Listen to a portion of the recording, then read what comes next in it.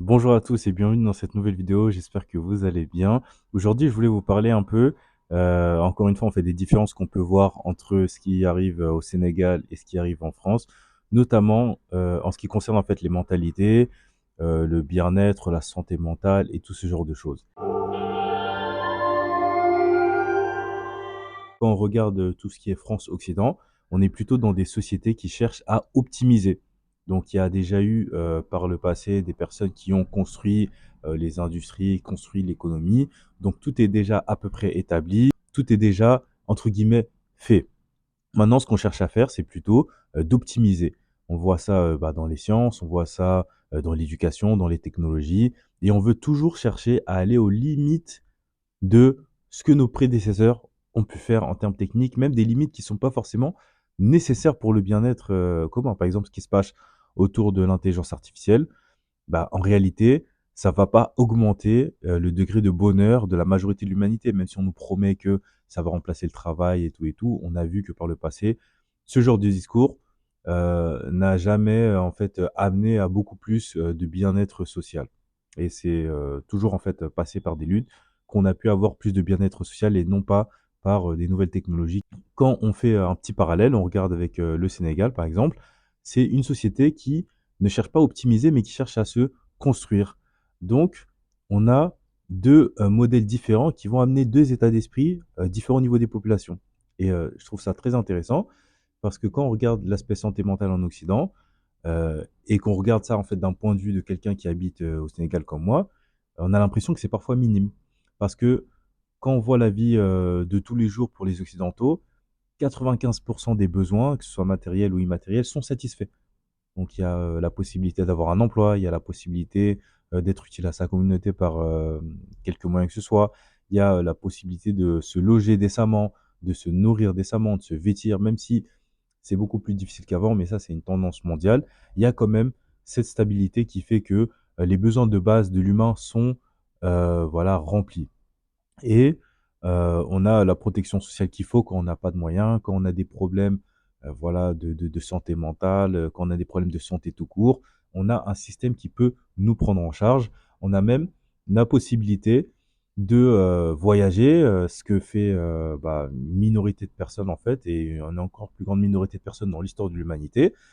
Et en fait, on a accès à beaucoup de choses, mais il y a toujours cette question de la santé mentale qui fait que tu as l'impression que malgré tout, il y a beaucoup de gens qui sont pas forcément heureux ni satisfaits de ce qu'ils font ni de ce qu'ils sont. Et à côté de ça, tu as les personnes comme beaucoup de gens au Sénégal qui, elles, cherchent cette sécurité, à construire cette sécurité et mettre leur énergie dans cette sécurité-là. Et on se rend compte, en tout cas moi je me rends compte que il y a moins, en fait, il a l'air d'avoir moins de problèmes de santé mentale au Sénégal qu'en France, par exemple. Par exemple, les actes de violence. Quand on parle des actes de violence, les agressions et tout, en fait, il y en a moins au Sénégal. L'insécurité, il y en a moins. Et les actes de violence, l'insécurité, à mon sens, ça vient d'un climat qui est de plus en plus délétère en France, qui est de plus en plus agressif, déprimant, avec beaucoup de mauvaises nouvelles, comme si le pays, en fait, il partait en arrière. Et j'aime toujours dire que c'est plus facile d'être en bas que de reculer, que d'être rétrogradé. Parce que quand tu as toujours été en bas, en fait, tu ne peux qu'aller en haut et tu te contentes de ta situation que tu connais parce que tu ne connais presque que ça. Mais quand tu as été au top et qu'on t'a toujours raconté que tes ancêtres ou ton pays, c'est l'un des meilleurs pays du monde et que tu vois que ça se casse la figure, en fait, tout de suite, ça euh, crée de la peur en soi. Nous, êtres humains, en fait, on n'est pas programmé pour avoir accès à autant de confort, autant de biens. Je pense que quelque part, on est fait pour vivre un peu dans la lutte. Voilà, avoir un peu de difficulté au quotidien. En tout cas, c'est ce que je ressens au Sénégal. Parce que quand on est dans un pays où il y a beaucoup à construire, tous les jours, c'est des galères, tous les jours, c'est des problèmes. Déjà, se déplacer, ça peut être un problème. La santé, c'est pas garanti partout. Moi, je sais que j'ai toujours eu cette peur d'avoir un accident grave quand je suis en région parce que le temps que les pompiers arrivent, le temps que voilà d'être pris en charge, est-ce que à l'hôpital où je suis, au poste de santé le plus proche, il y a ce qu'il faut pour me prendre en charge, en fait, tu as le temps de mourir. Et il y a beaucoup de gens qui meurent comme ça, qui meurent de petites choses, qui meurent d'accidents qui sont tout à fait évitables. Alors qu'en France, bah, en fait, il y a toute la sécurité qu'il faut pour prendre en charge très rapidement les gens. Ne serait-ce que d'avoir des défibrillateurs dans les lieux qui accueillent du public, c'est déjà un très bon point qu'on a beaucoup banalisé. Et ça aussi, ça vient poser problème parce que quand on a accès à tout ça et qu'on est habitué à avoir accès à tout ça, on banalise et on minimise et on ne se rend pas compte de l'impact positif que ça a. Donc ça a un effet quasiment neutre en fait sur notre bien-être mental. Alors qu'une personne qui voilà, vient d'un pays comme le Sénégal, qui voit tous ceux qu'on a en fait ici, bah, en fait tout de suite bah, il est très content, il est très heureux.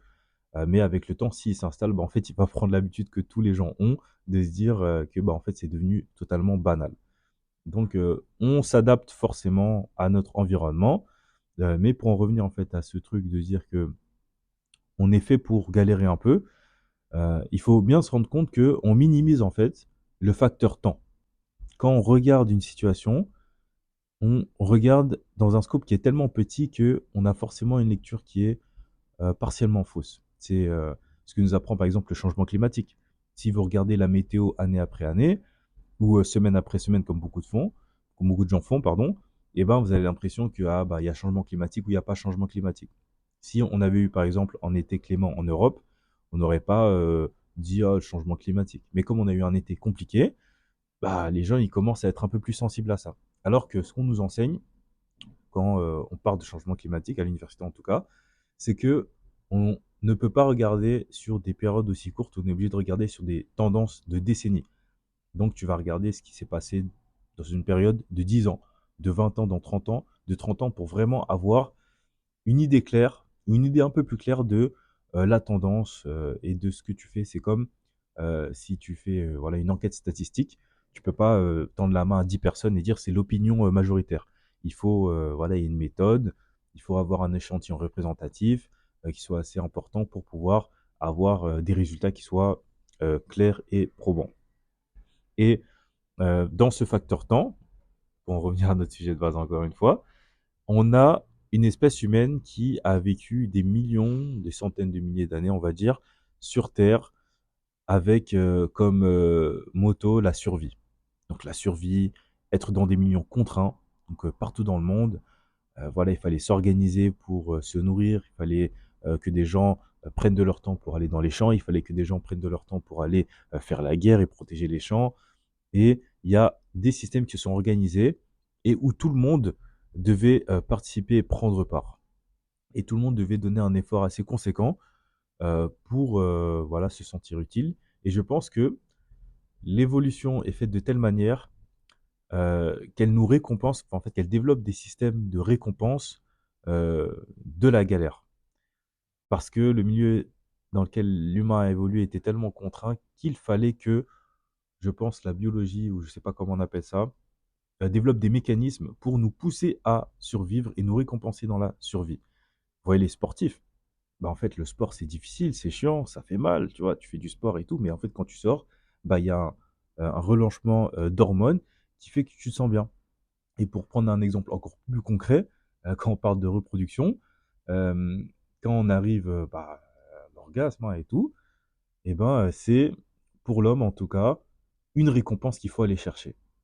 Et je pense que c'est pas par hasard que le corps a fait en sorte que l'orgasme vienne avec, bah, le relâchement et l'éjaculation. Pardon s'il y a des enfants qui écoutent ça. C'est pour associer un plaisir à une nécessité biologique, sociale et voilà, peut-être génétique, hein, pour que les gènes se perpétuent. Et quand on regarde un peu de plus près, il y a beaucoup de choses qu'on fait qui sont là pour perpétuer l'espèce humaine, perpétuer, vraiment la génétique. La récompense face à la galère, je pense que ça en fait partie. En tout cas, c'était ma réflexion du jour.